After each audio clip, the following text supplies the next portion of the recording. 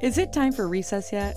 I'm so glad you found time to join us here on the Childcare Director's Chair, where Erica Sacoccio shares her best practices that she's refined through her passion of directing childcare centers over the last 23 years. From parenting interaction, systems to save you time, money, and stress, to profitability. She shares it all from the Childcare Director's Chair. Hello there. If you're a childcare director, you already know that your job is one of the most rewarding yet challenging roles out there. You're not only responsible for the well-being of children, but also for managing staff, communicating with parents, and ensuring that the center runs smoothly. With such a demanding job, it's no wonder that self-care often falls to the bottom of the priority list. However, establishing a self-care routine is essential to maintaining your health and well-being, and ultimately to perform your job effectively. So that's why today we're going to talk about establishing a self-care routine for childcare directors. Before we jump into how to establish a self-care routine, let's first understand what self-care is. Self-care refers to activities and practices that we engage in on a regular basis to reduce stress and maintain our health and well-being. It involves taking care of our physical, emotional, and mental health. And there are different types of self-care activities, and there's a variety of different types of self-care. Here are just a few examples. There's physical self-care. This includes activities that improve your physical health, such as regular exercise, eating a balanced diet, getting enough sleep, regular medical checkups, and of course, drinking plenty of water. There is also the emotional self-care. Emotional self-care involves activities that help you connect, process, and reflect on a range of emotions. This could include activities such as journaling,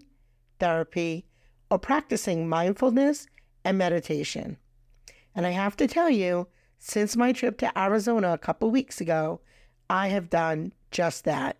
I've done all four of those things, and I love them, and I can't tell you how they have changed my life. Then there is mental self-care. Mental self-care involves activities that stimulate your mind and your intellect.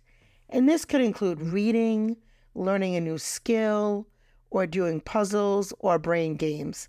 And if you're older like me, having a sharp mind and staying focused is so important. And then there's social self-care. And social self-care involves activities that nurture and deepen the relationships with the people in your life. This could include spending time with friends and family, or having meaningful conversations, or even participating in social events. So let's get into it. Now that we understand what self-care is and the different types of self-care activities, let's discuss how you, as a childcare director, can establish self-care routines that work for you. Well, first, you'd have to identify your needs. Then you'll need to start small, schedule time for self-care, be consistent, and then also be flexible. So let's talk about where do we start? You might be wondering, why is it important to identify your needs?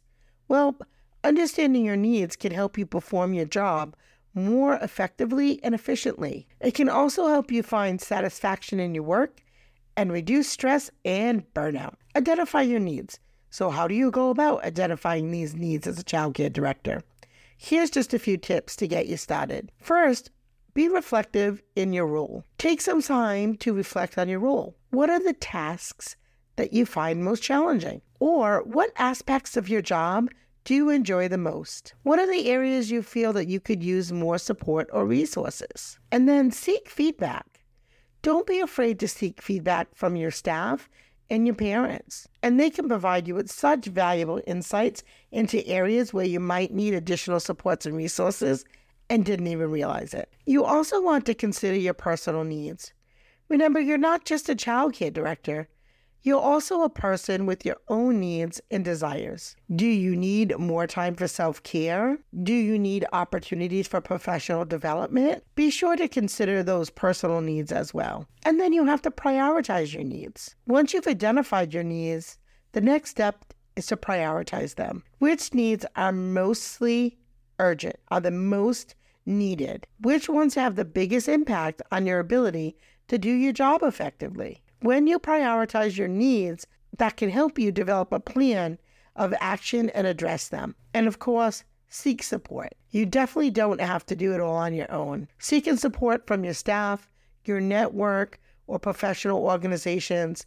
There are so many resources available out there to help you meet your needs as a child care director. And if you aren't part of an organization, I would say start there. What better place than to hang out with other child care directors?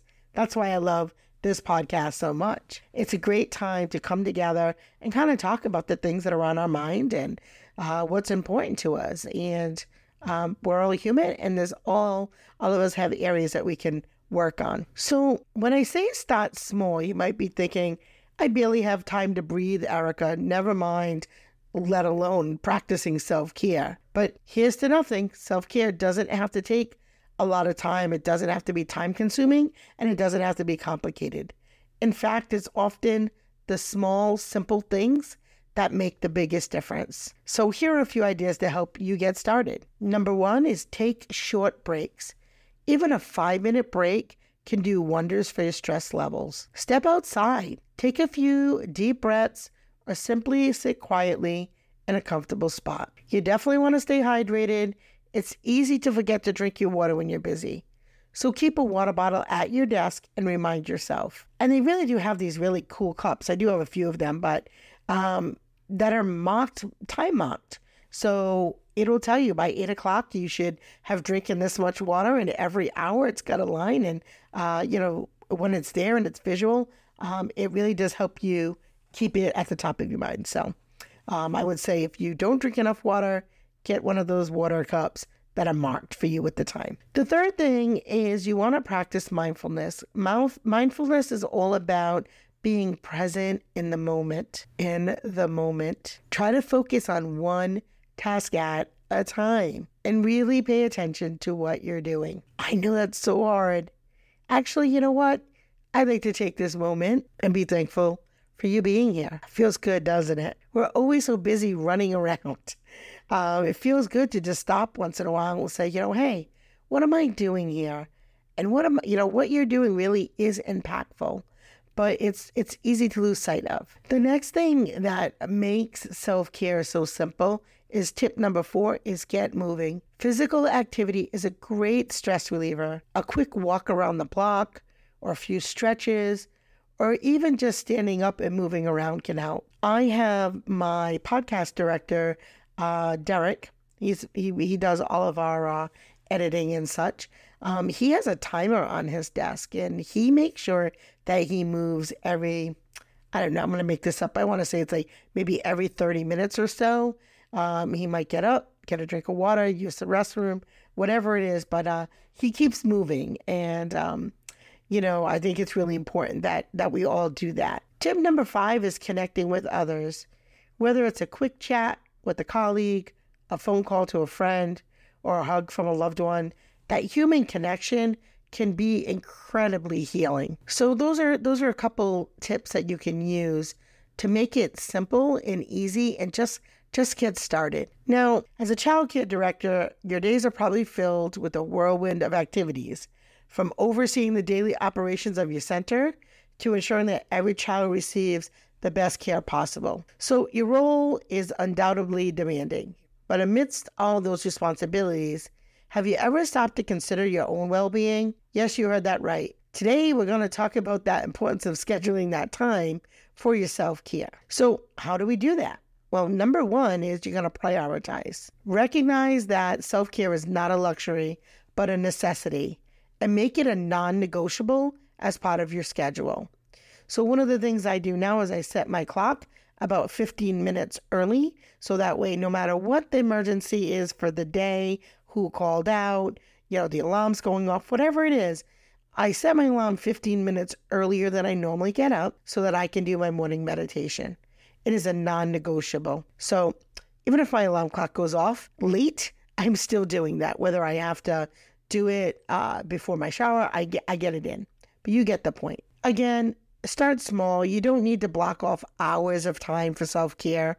You can start with something small and manageable, little chunks of time, even if it's a few minutes of deep breathing or a short walk walk, it can really make a difference.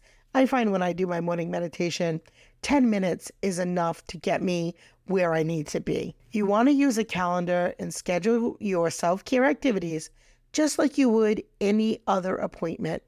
Write it in your planner or set a reminder on your phone and mix it up. Self-care does not have to be boring. Mix it up with different activities, read a book, meditate, exercise, or indulge in a hobby. And last, seek support. Don't hesitate to seek support from your team. Delegate tasks when possible, and don't shy away from asking for help when you need it, because it's just as important as any other task. So now that we've done that, now that we have, we have identified it, we have started small, we have blocked the time. Next step is consistency. You need to be consistent. If you're consistently on your toes, ensuring your kids are safe, happy, and healthy, if you do that, that is amazing. You need to do the same for yourself, so that way you can avoid stress, burnout, and fatigue. So we've identified the needs. Let's make a plan. Once you've identified those needs, it's time to make a plan. Create that schedule that includes your self-care activities. Make sure it's realistic and it fits into your daily schedule. You want to monitor for progress.